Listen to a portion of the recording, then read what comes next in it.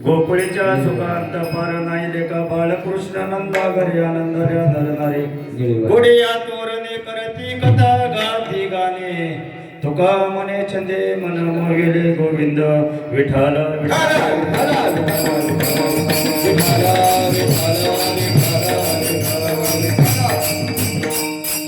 महायोग दिमे तटे विमरथ्यम वर पुंडरीकाय दातो मुनींद्र समागत तिष्ठतमानंद कंदम परब्रह्मलिंगम भजे पांडुरंगा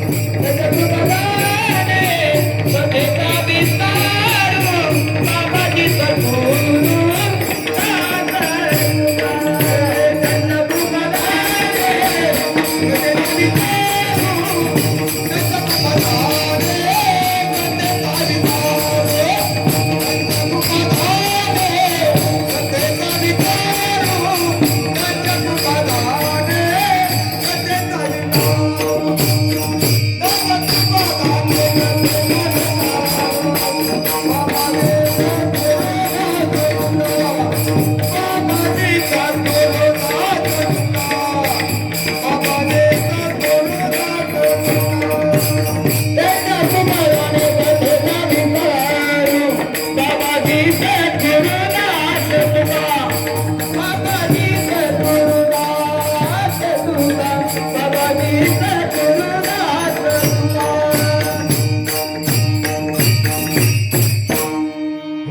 जनार्दनम त्रेता रघुनंदनम दापरचरम कृष्ण पुर श्रीपादवल माझी वाणी तुझे वर्णी गुण राम माझी वाणी तुझे वर्णी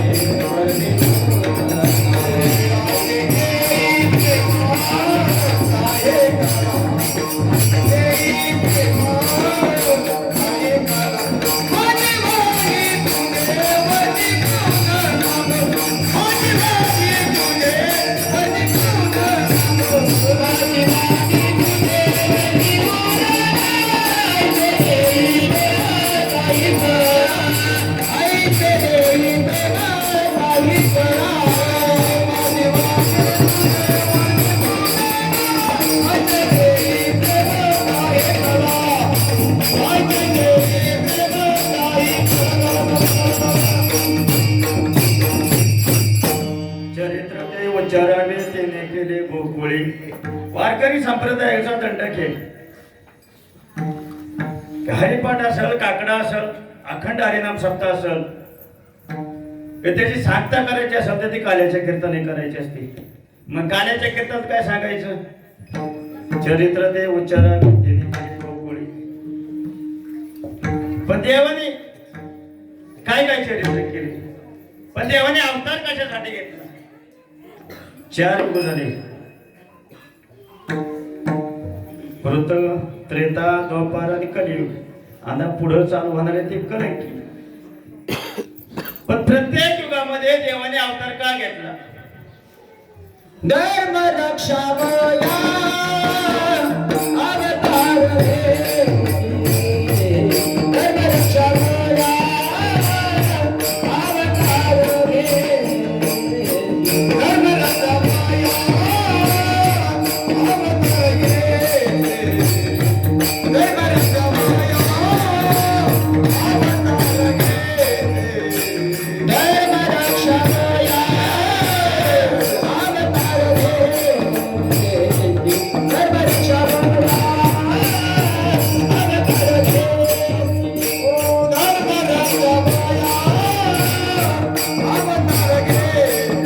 धर्म रक्षावया धर्माचं रक्षण करण्यासाठी त्रेतायुगात कोण होतं कंसासारखे दानव होते द्वापार युगात कंसासारखे होते काही रावणासारखे होते आणि आता आपल्यातले आपल्यातच अधर्म करायला लागला का ते मोबाईल असले आलेत ना सोशल मीडिया दुसऱ्या धर्माचा माणूस सुद्धा हिंदूंची नाव टाकतो छत्रपतींची विटंबना मूर्तीची किंवा कोणत्या पुण्यामध्ये झालेले जोगेश्वरी मातेच्या मंदिर हा धर्म चाललेला आहे आता मग त्या वेळेस अवतार घ्यावा लागतोय म्हणजे एकूण 10 अवतार झाले त्यांनी फक्त 2च अवतार परिपूर्ण आहेत रामकृष्ण पूर्णावतार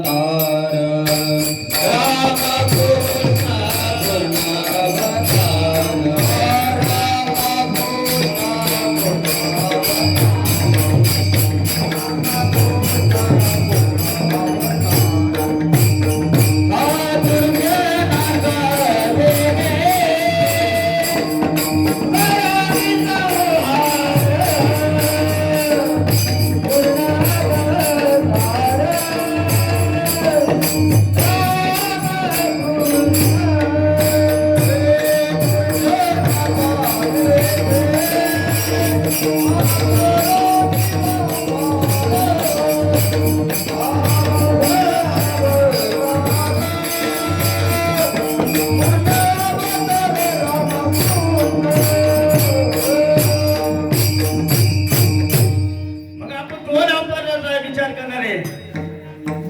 पहिला अवतार कोणता? पूर्ण राम, अयोध्येचा राजा. दशरथची पुत्री कोणता? सात अवतार सांगायचे, कारण आता 11:30 वाजलेले, 12:30 आपल्याला संपवायचे. दैव योगाने राज्यात मुलं झाली, मुलं मोठी झाली, लग्न केलं. पण काही एक वर दिला होता राजाने, तुला ज्या वेळेस मागायचं ना त्या त्यावेळेस माग, मी द्यायला तयार आहे. अरे राजा दशरथाचा फक्त एकच केस पिकला होता आणि सांगितलं की मी आता राज्याचा त्याग करते, माझ्या जागेवरती माझा मुलगा बसवा. त्यावेळेस काही आठवलं की राजाने वर दिला होता आपल्याला, ते वर मागायची वेळ हिची परत मागता येणार नाही.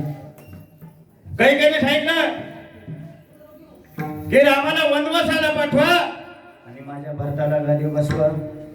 फक्त प्रभू रामचंद्र नाही ऐकलं, लगेच आपल्या पत्नीला सांगितलं. निघाले वनवासाला, निघाले. त्यांच्या संग लक्ष्मण निघले, अयोध्येच्या बाहेर गेले. 14 वर्ष घडले. त्यावेळेस बंधू बनले, रामा अरे आपण राजाच्या राजवाड्यामध्ये जन्माला आलोय आणि आपल्याला 14 वर्ष वनवास भोगावं लागतंय. आपल्याला ह्या जन्मात सुख आहे का नाही? काय प्रभू रामचंद्र सांगितलं, लक्ष्मणा आपला हे अवतार सुख नाही, आपल्याला सुख कधी मिळणार आहे? गोकुळात 8व्या अवतारात ते तुकोबऱ्या अभंगाच्या पहिल्या चरणा सांगतो. गोकुळीच्या तुका, गोकुळीच्या तुका, गोकुळीच्या तुका, गोकुळीच्या तुका, गोकुळीच्या तुका, गोकुळीच्या तुका, गोकुळीच्या तुका, गोकुळीच्या तुका, गोकुळीच्या तुका, गोकुळीच्या तुका, गोकुळीच्या तुका, गोकुळीच्या तुका,